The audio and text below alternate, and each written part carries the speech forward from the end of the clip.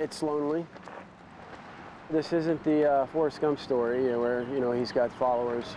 Most of my runs, I'd say 3 hours out of the day are spent by myself. Being out there, there's lots of time to think. I lost a lot of time. There's about 14 years of my life that I really kind of don't remember. I mean, most people that are alcoholics or addicts, they find a way to get it and find a way to do it, and it's knowing when to say when, and I never knew when. Maybe he still doesn't. But 10 months ago, after a lost night, after a string of lost nights, Dustin Weaver tells us he'd had enough. I still get the chills when I talk about it, and it's one of those things where, you say, this is it. I think it was internal, of that feeling where I can't do it anymore.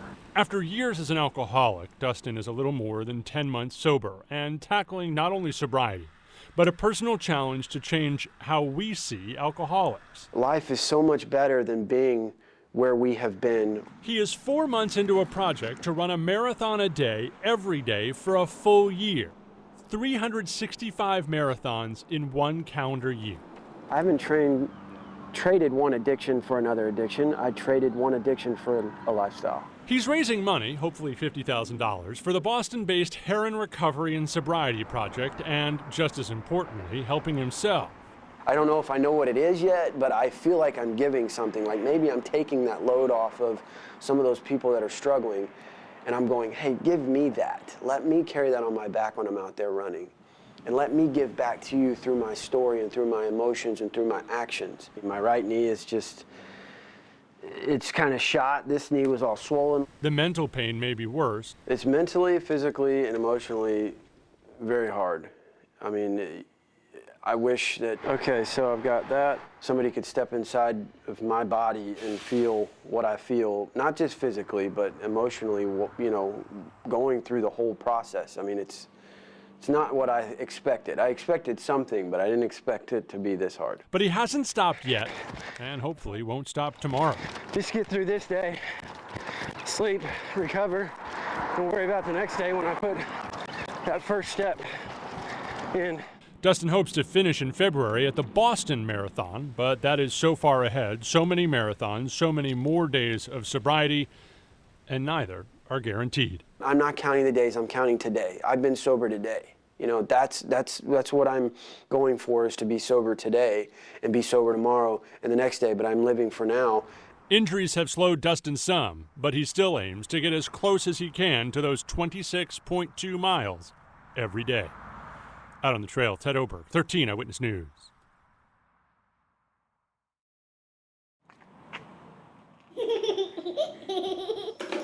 Ava Garcia is a bundle of energy. From dolls to a play kitchen, as fast as any 4-year-old.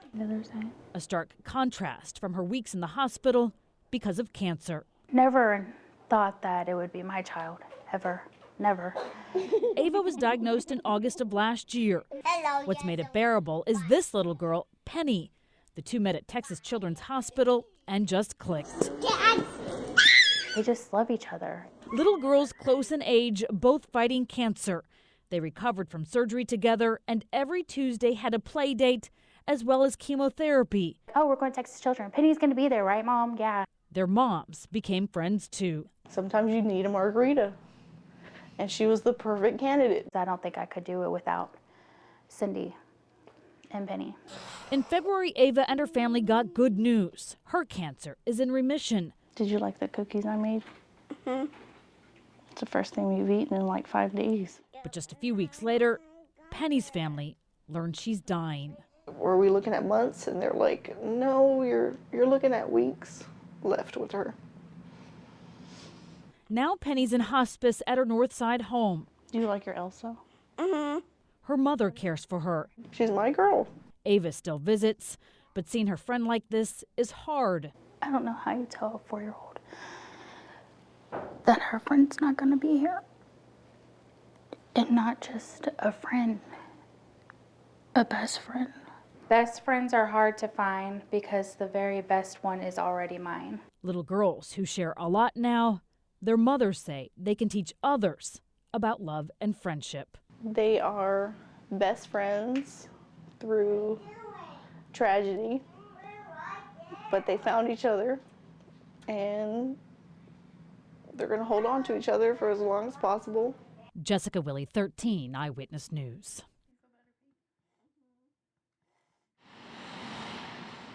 We provide a home away from home for families with children who are facing serious illnesses or have critical and life-threatening medical conditions. Evening at the Ronald McDonald House, Houston, can mean play for some restless children or rest for others. Their daily activities are going to the hospital and coming back here.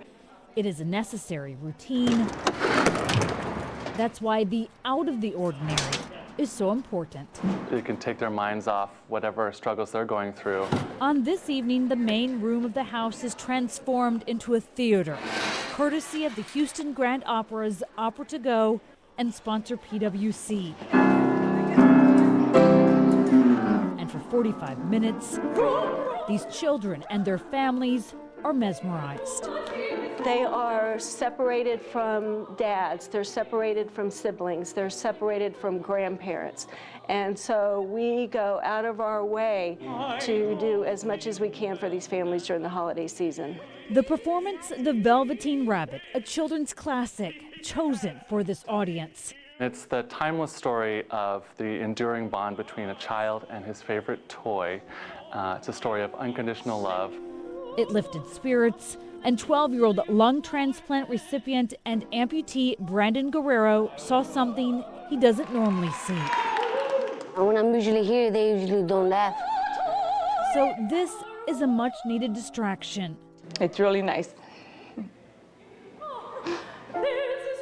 It helps us out, gets our mind out of what we're going through. A lot of the families here have a lot on our mind. Every kid here has a different situation, but deep inside, we're all here for the same reason. We're all here to get our kids better. The story of unconditional love at a place home to families who are living it. Jessica Willie, 13 Eyewitness News.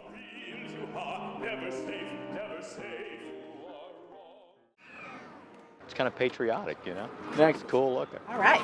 Okay, you ready? I'm here to support our military. These men and women have given their whole life for us. Some of them get hurt, so a bunch of them flew in and they came from all over. 250 to 270 wounded warriors in approximately 10 Greyhound buses. And then we can shake their hands and tell them thank you for serving our country. This is the right thing to do. Everyone's here, everyone's got their chairs and their flags and their homemade posters, and it's just going to be a nice evening, I think, for the men and women. This is their moment. Welcome to Texas. Flags waving, people cheering. My heart goes out to all of these wounded warriors. I love every one of them. Whoa, that's a lot. Hi. I think it means a lot to them that somebody recognizes them and appreciates what they've done. Somebody is thinking about them, and we all are. I thought it was pretty awesome. Not a lot of states do stuff like that. Welcome to Texas. You bet. You bet. I mean, it's just amazing to see so many people come together and support us like that. It's really cool. Maybe the one thing I'm thinking of is just, that feeling of enjoyment. And when I just came back from Iraq, and I just felt the same thing coming here. With the appreciation we have here, we kind of feel like it was worth our effort, our sacrifice, and and hopefully, the mission lives strong. Every day when I wake up and don't hear bombs going off outside my door. Welcome. Good to see you. I have a veteran to say thank you for that. Welcome. Welcome. Hi. Welcome. You bet. All precious is. Protest and prayer outside of Spring's newest church, the Greater Church of Lucifer. This is what we get when we have freedom of religion. Tonight is the group's first meeting at its first building, smack dab in the middle of Old Town Spring. We have gatherings, but they're not services. We don't preach. The Most Holy Rosary of the Blessed Virgin Mary. Contrary to popular belief, co-president Michael W. Ford says they don't sacrifice animals or worship the devil, and they're not here to convert anyone. They just believe that that's what happens, and that's what they spew. Jesus is calling on you today! Some protesters made their way onto the property, only to be escorted off by Harris County Sheriff's deputies. Good. Perfect. One large Catholic group performed a rosary and prayed for the nation and the community. Some came from out of town to protest, including Christine White. We ought to be filling up the whole street here, that they have to pass through us to get into that church. They need God is what they need, but they're not going to find it in this man. Janet Lynchard says the protesters are sending the wrong message. I believe that God wants us to love these people because he loves them. Love you enough to say you either bow now or you will be forced to bow later, and then it's too late. They have the right to do what they do, and that's cool with us. But we have the right to believe in what we do too. And we need to coexist. In Old Town Spring, Tracy Clemens, 13 Eyewitness News. Man, the sounds will blow your ears. It's a high they can't stop chasing. It's our own drug. Drivers, drivers, drivers! Street racers from across the nation, many with something to prove, showed up in Houston today to pit their highly modified cars against others while the police looked on. When that nitrous come through, those big motors and stuff come through, oh, it's something awesome. You just have to experience it. I mean, it's the power, the raw power these cars put out. A particularly well-known street racer even showed up with his ink blue Monte Carlo, saying he had to make Oklahoma City proud. I have great Texas friends, but you know, the OU Texas rivalry, you know, so I'm bringing that over into the street racing thing. You know, a Texan can't win this year. Called Dig Night, this event on Railhead Lane is the only legalized street race on actual city streets in the nation. Why do this? Because law or no law, you can't stop these guys from racing, even though the risks include getting into an accident, arrested, or even death. We do this to take people off the streets, man, and basically get people to a safe area, a safe atmosphere to do what they simulate in the street racing. This is something we do no matter what. With clouds of smoke from burnt rubber and engine roars so loud they rattle your teeth, the adrenaline is almost palpable, and why these drivers say as long as there are roads, they'll be racing them.